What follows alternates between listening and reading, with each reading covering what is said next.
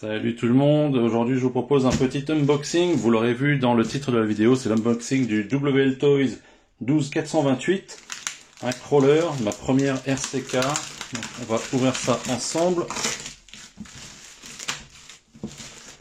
Voilà, je l'ai commandé chez, oula je vais bouger la caméra, je l'ai commandé chez TomTop, sur recommandation de d'autres propriétaires de cette bête là. Et écoutez, livraison super rapide, pour un prix vraiment sympa. Je vous mettrai le lien dans la description. Alors il était en promo, est-ce qu'il le sera toujours? J'en ai aucune idée. Voilà. Bah, écoutez, déjà, belle boîte, sympa, un petit noir, ça fait un peu classe et tout, sympa. Alors ça s'ouvre comment cette affaire? Ok, on a différents scotch ici. Ouais, enfin scotch. Ça a déjà été ouvert déjà. Ouais, certainement à l'origine. Bon, écoutez, on verra. On va essayer d'ouvrir ça. Voilà. Alors, qu'est-ce qu'on a? On a un petit manuel avec, qu'est-ce que c'est que ce truc-là? Un chargeur pour la batterie 2S, un petit tournevis et le petit outil qui va bien pour enlever les roues et tout comme ça. Donc on va ouvrir ça. On va prendre le manuel. Voilà. Alors, qu'est-ce que ça raconte de beau? Ok, bon, donc ça décrit le véhicule. Comme vous pouvez voir, c'est un 1/12e, 4 roues motrices. Il est fourni avec une batterie lithium-ion en 2S. 1500 mAh, donc c'est un peu juste, mais c'est pas grave, j'utiliserai d'autres batteries lithium-ion ou LiPo que j'ai chez moi, soi-disant 50 km/h en full speed. Bon, d'après les différents tests que j'ai vus, il y monte pas, hein. En tout cas pas en 2S. Ok, bon, quelques notices, on verra ça plus tard. Et par contre là, ce qui est sympa, et j'avais déjà vu ça effectivement, c'est qu'ils vous mettent vraiment toute la vue éclatée avec les références des pièces. Et ça, c'est plutôt pas mal, parce que si on casse, au moins on peut recommander la pièce qui va bien. Alors j'ai déjà aussi commandé un update qui est, semble-t-il, recommandé, ce sont les amortisseurs. Là où vous allez voir, les amortisseurs sont simples amortisseurs à ressort, et donc j'ai commandé des amortisseurs métal à huile. Voilà, ça on va le mettre de côté. Là, je suppose que c'est la radio.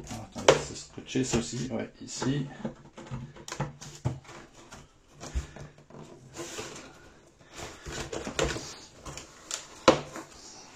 S'embêter longtemps. Voilà.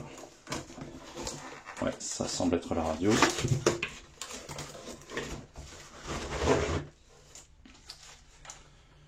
Voilà, bah, écoutez, rien de... Bon, j'y connais rien encore en radio pour les voitures.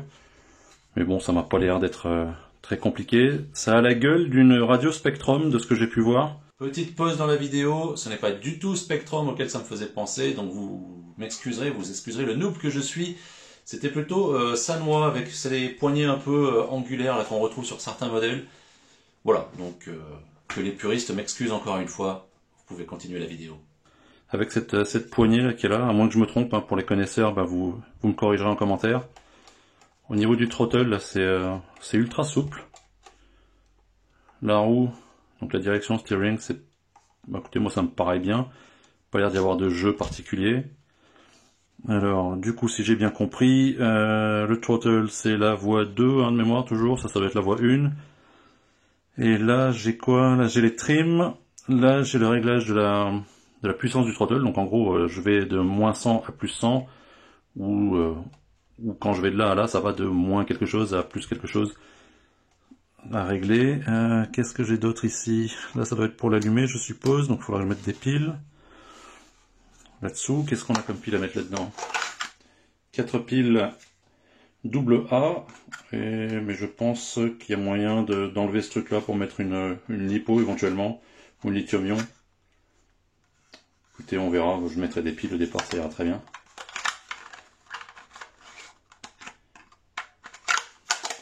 Voilà. Et nous voici avec la bête.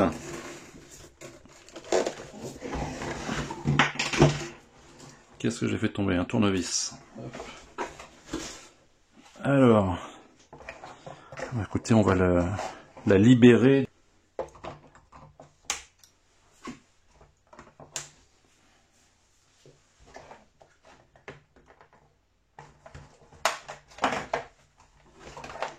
Voilà. Bah, c'est plutôt pas mal. Ici, on a la batterie. Alors, comment ça? Là, il y a une petite goupille à enlever. Vous voyez, cette toute petite goupille que je viens d'enlever d'ici pour pouvoir lever le compartiment qui est là. Hop, je vais me poser ça à côté et ne pas le perdre. Et accéder à la batterie 2S lithium-ion. Alors du coup, bah, ça va être assez facile de faire une 2S lithium-ion avec beaucoup plus de capacité, parce que la 1500 mAh c'est vraiment que dalle. Donc, je pense que je vais utiliser celle-ci, qui sont des, je ne sais plus, Sanyo, un truc comme ça, en 3300 mAh, pour le même poids au final, hein. Donc ça ira très très bien. Ce que je vais faire aussi, parce que bah, ça, venant du monde du drone, ça va m'emmerder pour le chargeur, du coup je vais changer ça par un XT60, et du coup je mettrai aussi un XT60 de ce côté-là. Donc ce sera certainement ma première modif. Que dire de plus sur le véhicule? Bah écoutez, il a franchement une belle gueule, quoi. Il a un bon petit poids. Alors je me souviens plus, je crois que c'est 1,4 kg de mémoire. Mais regardez-moi ça, c'est plutôt pas mal. Non, vraiment bien. Vraiment joli. Et apparemment assez costaud, assez solide, vu ce que les mecs lui mettent dans la tronche. Et là, donc les amortisseurs dont je vous parlais, qu'on pourrait croire être à huile, mais non, pas du tout. Il n'y a pas de joint d'étanchéité, donc ça ne marchera pas, donc je vais les changer. Et on voit les autres qui sont là à l'intérieur. Donc non, franchement, je suis bien content de ce premier achat. Enfin, bien content pour l'instant, on verra si ça fonctionne bien. Il faut que je me familiarise un peu avec tout ça. Et puis voilà, quoi, je vais clairement l'ouvrir. Regarder l'ESC, regarder le moteur, regarder le récepteur. Parce que je pense qu'à terme, j'utiliserai une radio un peu plus sympa. Alors pas tout de suite parce que je n'ai qu'un seul véhicule, ça ne sert à rien, mais si ça m'intéresse vraiment et que j'en prends un deuxième, au lieu d'avoir une radio par véhicule, je prendrai une radio pour tous mes modèles, comme je fais sur les drones, et du coup je serai certainement amené à changer le récepteur à l'intérieur. Voilà, donc les LED doivent s'allumer, parce que je vois qu'elles sont alimentées ici, hein, par les câbles qu'on voit là. Écoutez, bien. C'est vraiment, en plus ça rebondit pas trop ça. Ouais, un peu, donc du coup effectivement les amortisseurs sont peut-être nécessaires. Mais très sympa. Allez, à bientôt!